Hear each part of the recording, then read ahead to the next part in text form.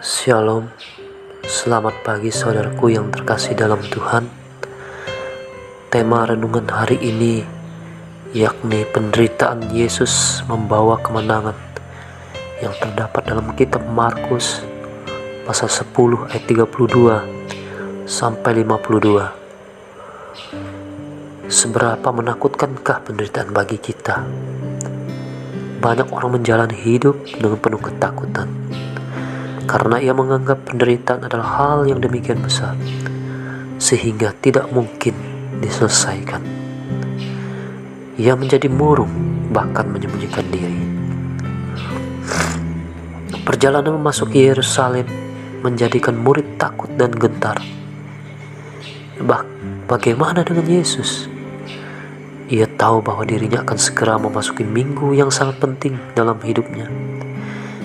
Dan bahkan dia menguatkan murid-muridnya dalam Markus 10 ayat 33 sampai 34.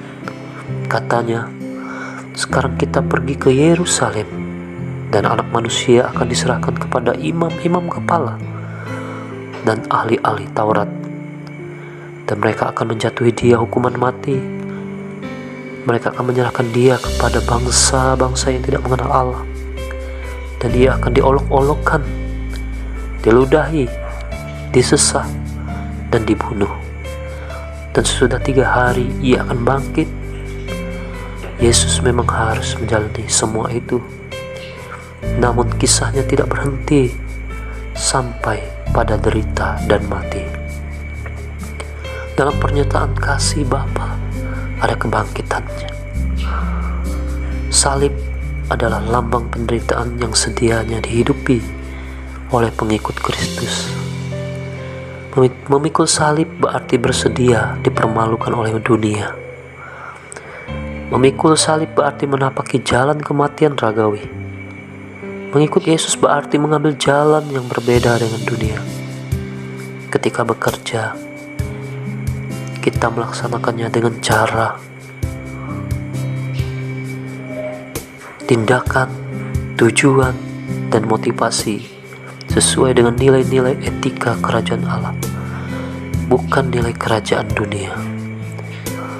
Jika bagi dunia nilai-nilai kerajaan Allah yang kita junjung itu adalah kebodohan, membuat kita terhina, menderita, dan teraniaya secara fisik, mental, dan psikologis, semua adalah layak untuk dipikul. Kita tidak hanya hidup dalam penderitaan, namun juga menghidupi penderitaan sebagai bagian dari konsekuensi logis dari pilihan mengikut Kristus. Sebagai pengikut Yesus, kita selalu menyadari adanya 2 sisi kehidupan umat Kristen, yaitu sisi kekuatan kemuliaan dan sisi penderitaan pelayanan. Gereja diminta selalu menjaga keseimbangan antara kemuliaan Allah dan pelayanan Allah. Siap sedialah untuk menderita dan dibenci karena Injil.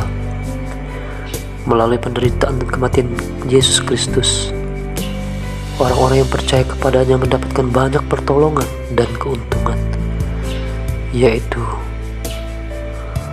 kelepasan kekal, mendapatkan penyucian rohani dan hati nurani, bebas dari hukuman, dan tidak lagi harus memikul dosa di kayu salib, merasakan dan mengalami kedamaian secara nyata di tengah dunia, dan menikmati kehidupan rohani di dalam Yesus Kristus. Jadi, penderitaan Yesus Kristus secara aktual membawa pembebasan, pembersihan, penyucian, penghapusan dosa, perdamaian, hidup kekal, dan kewarganegaraan surgawi bagi orang-orang yang menerima Dia sebagai Tuhan dan Juru Selamat. Amin.